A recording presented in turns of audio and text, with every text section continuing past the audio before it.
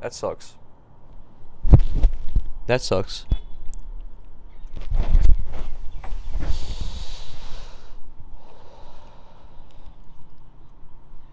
Let's go ahead and settle in, boys.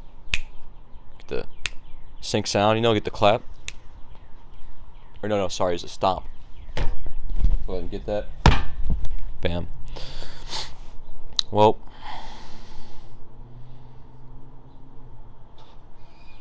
I've been tasked with doing this ultraspective on my filmmaking journey, my creative endeavors, if you will, for the new school I'm going to, SCAD. So excited. Not really, I am. I'm interested. It's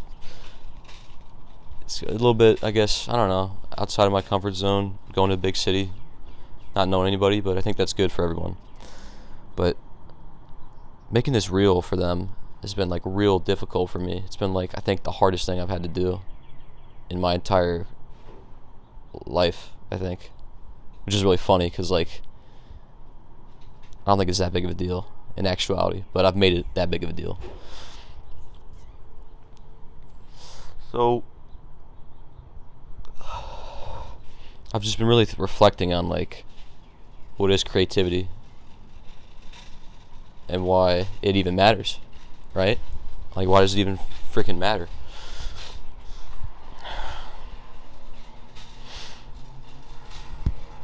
I don't know, like what is creativity? How do you know if you're creative? Like, how do you judge that, Like, there's a metric of judgment for, like, everything, If you are a plumber, you succeed if you fix the issue and the water works. But if the pipes are all messed up and you can't run the dishwasher, then you failed, But, like, with creativity, it's not that cut and dry. There's a little bit of, like, a gray area in there.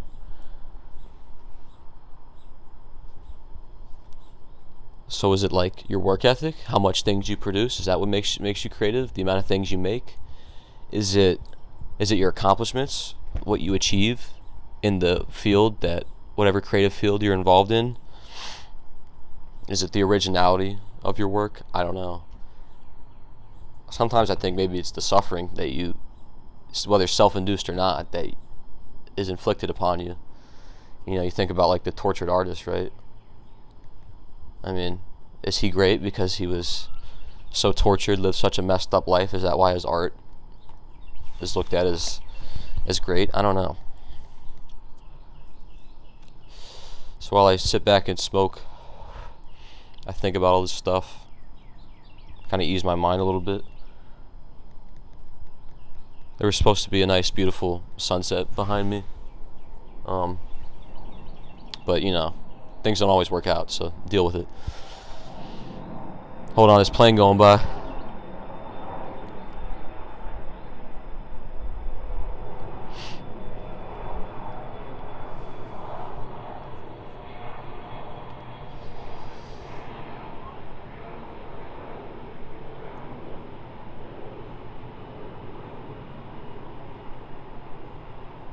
The ambient noises of Wilmington, North Carolina. You gotta love it. Oh, you gotta love it. Alright.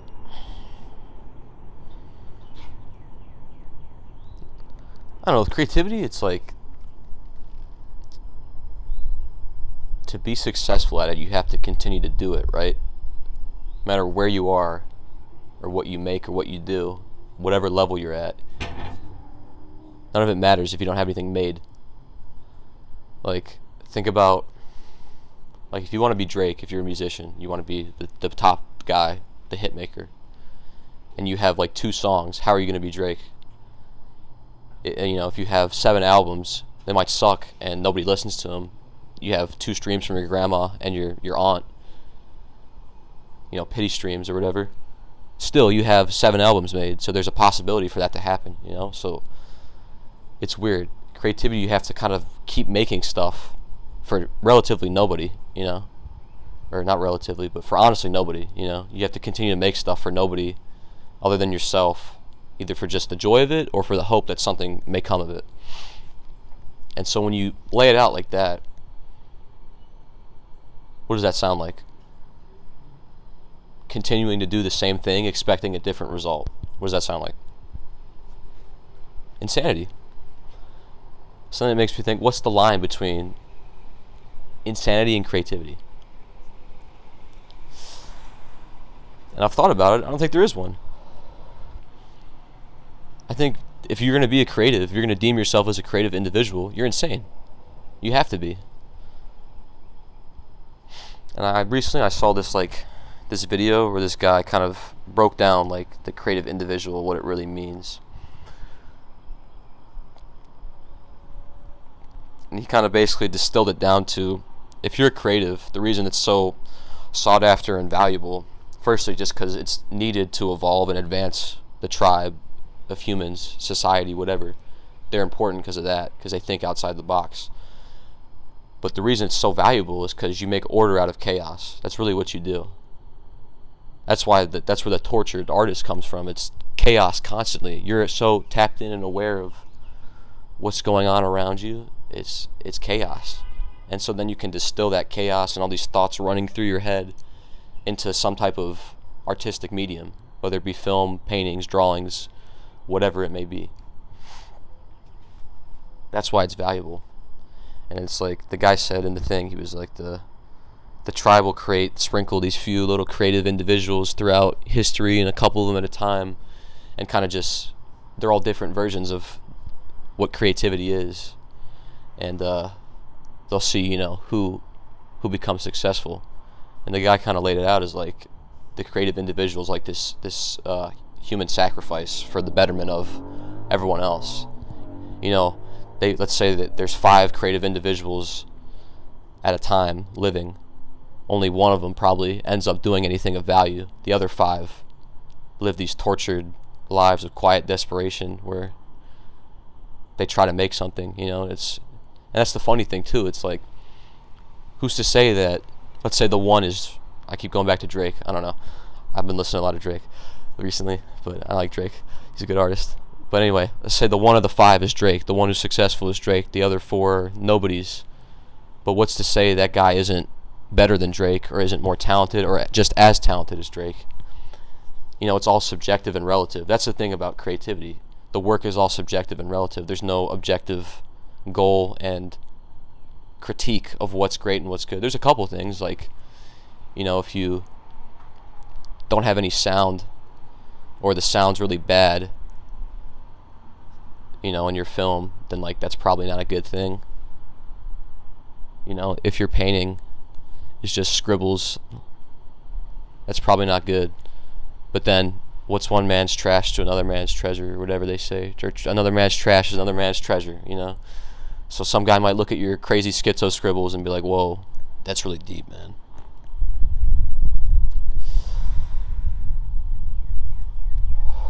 I think for me it all relates back to this, like, creativity stuff is all in like a hypersensitive bubble. It's like all of the skills you learn having creative pursuits, it's all only relevant to a niche specific thing. A lot of those ideas and lessons you learn, lessons I guess, but a lot of the skills you pick up on, they're only useful to that field. It's like if you do auto mechanics, you can do a lot with that, working with tools and things like that. That skill is a universal skill that applies to a lot of things. So then it's like, would you be doing this creative work if we were in a situation where there wasn't the luxury of having running water and food, where you had to survive and find your next meal every day? If it was like back, caveman primitive time, no, you probably wouldn't, because you'd be too focused on trying to get to the next day. So all this creative stuff, it's all in your head, it's all a little bubble, and it's like, I don't know, for me, sometimes I get insecure about that. I'm like, why am I focusing on this? Let me go do something like a real man and pick up some tools. And as far as being a filmmaker, that's why I kind of enjoy being a grip. That's, I think, the grips and the gaffers are like the real men on set. They set everything up, they work with the tools, and that stuff can be applied to other jobs. It's a universal skill that you learn in that. But like working with a camera, What else has an ISO? What else do you have to set the white balance for, other than a camera? Yeah, cameras are kind of useful now and universal in a sense now, but that skill doesn't cross over to any other type of work. It's only camera specific. But using a wrench is universal. That'll never go away.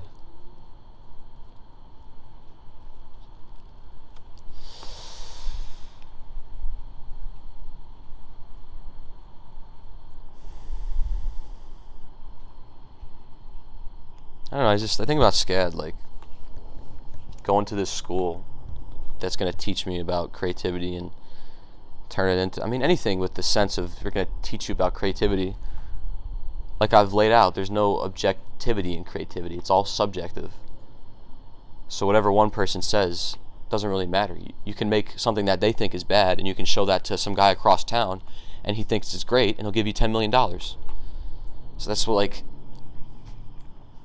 it's weird, you know? And so it's like, what are we doing? So really it all kind of breaks down to, like, we're all a bunch of insane people running around in a little confined space, in a little hypersensitive bubble. That's no diss. And I guess I thought I was above that. I thought I was, like, special. I don't need to do that. I'm the special creative one. I was here with a purpose. I'm gonna change the world with my creative mind. I'm better than everyone. I know more than everyone. But as the days kind of go on, and I reflect more and more and do some of this self-exploration, I realize I'm not really any different from anybody else, from any of those other kids at that campus. I think the way creativity is going now, it's less of a, I think everybody, personally I think everyone's creative, because it's so subjective. Everyone can be creative.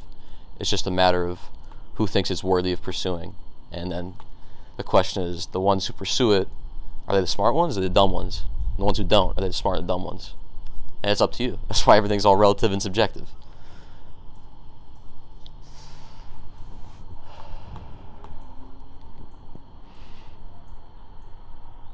So I think, like, a lot of people who pursue creative stuff, I think they're lost and they don't know what to do. And I always thought I knew what I was doing. That's why I was doing this creative stuff. I was different. I wasn't going to take this set path like everyone else. And so I went down the creative path. But I guess what I'm saying is, the more and more the days go on, and I reflect, I realize I'm just as lost as everybody else. I don't really know what I'm doing. A lot of times I'll catch myself and I'll be like, I don't know what I'm doing. Why am I doing this? I don't know. And then I think, like, maybe I should just, like, stop doing this. If it's causing all this, like, mental turmoil and harm, go do something everyone else does. But I don't want to do that. So then the alternative is like, well, no, the question is, what is the alternative? Nothing. Just keep doing it.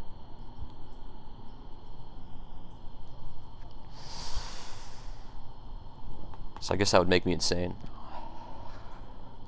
Right?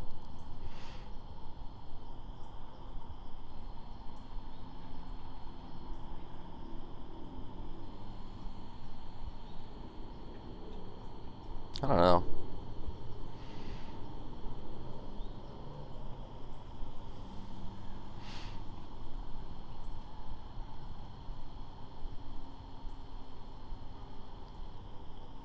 I think once you choose this path, the only way forward is to just continue to do it.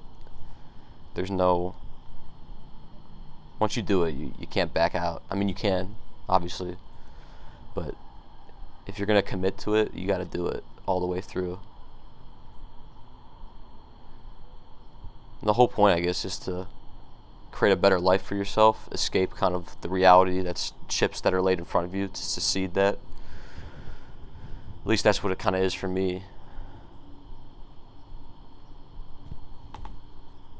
Because, like, I know I can do something in the quote-unquote real world, you know. I'm not pigeonholed to only being a creative, but I'd rather do that. I think it's the closest to freedom you can get in today's current world. And I think that's what I think all of it kind of stems from. The creativity is freedom, the need for freedom. I don't like being held down to certain things.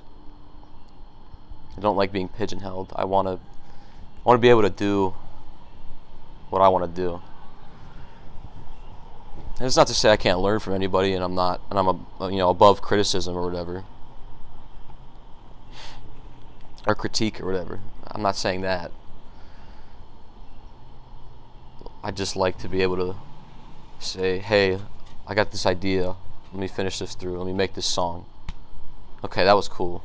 Now I got an idea for this painting. Let me paint that. I got an idea for this house I want to build. That's kind of what I see myself. The ideal, I guess, circumstances I could create in. I don't know. It's gonna be interesting what happens at SCAD in Atlanta. I'm very excited. I think a lot of doors are gonna open, and I think I watched a movie the other day about like two old guys kind of like dying, and kind of they both have terminal cancer, and so they go on a little adventure because life's over, why not? And I related to that firstly because I kind of had a perspective changing experience, near death experience that was perspective changing, and I realized how short our time is on this earth, and also how quickly it can go. It can go like this. 1 second is all it takes, man. So it's like, why stress over all these little things? But in the movie, those guys, it was interesting. They talked about ambition and what you want to do in this world, and reflecting on how fast time flies, and what's the point of doing something. And it was just interesting to see. I don't know. It's just why sweat the small stuff? I guess that's what I'm kind of realizing. It's all a mental battle to continue to do stuff and be content and happy. And contentment's ultimately what you want. That's the problem. I think most creatives suffer, especially today, because of the way creativity's glamorized. A lot of the creative people are the top influencers in the world, and they reign supreme over our thoughts and how we think and consume things. And it's like, who cares, man? Who cares? Don't get caught in that trap of like wanting more and wanting to be the biggest, baddest dude. It's because it's a trap. That's what it is. It's a trap. It's all about being content with what you have. And if you are content with what you have, and you have some ambition and drive to continue to work harder to achieve goals and stuff, I'm not saying don't get caught up in the trap of wanting more, so just don't do anything. I'm saying be happy with what you have, but try to achieve more through doing hard work. Don't just focus on, I need more. And that hard work, it shouldn't really be hard. It should be stuff that's fun. It's not always going to be fun. And that's the thing. Life's all about balance. It's key. Balance is key. Sometimes you're going to do stuff that you don't like to finish the full picture. Sometimes you don't want to get all the colors out on the, pick the colors for your painting, because it's really fun just doing the brush strokes and figuring it out. But what you do it for is what you see at the end, that pretty picture. So sometimes you got to put up with the negative stuff, the unfun things, to get that pretty picture at the end. And that's really what it's all about. And if you can create a pretty picture, I don't know, if you can do that, no matter how many times or whatever, just to do that, that's such a beautiful thing. So just hold on to that. Don't think about how I got to make 5 more pictures. Just be happy with the one you made. I don't know if this makes sense, but I don't know. Don't get too in your head. There's much more to life than pursuing things. Just be happy. That's the thing, it's a choice. You can be happy if you want to. You really got to think about that.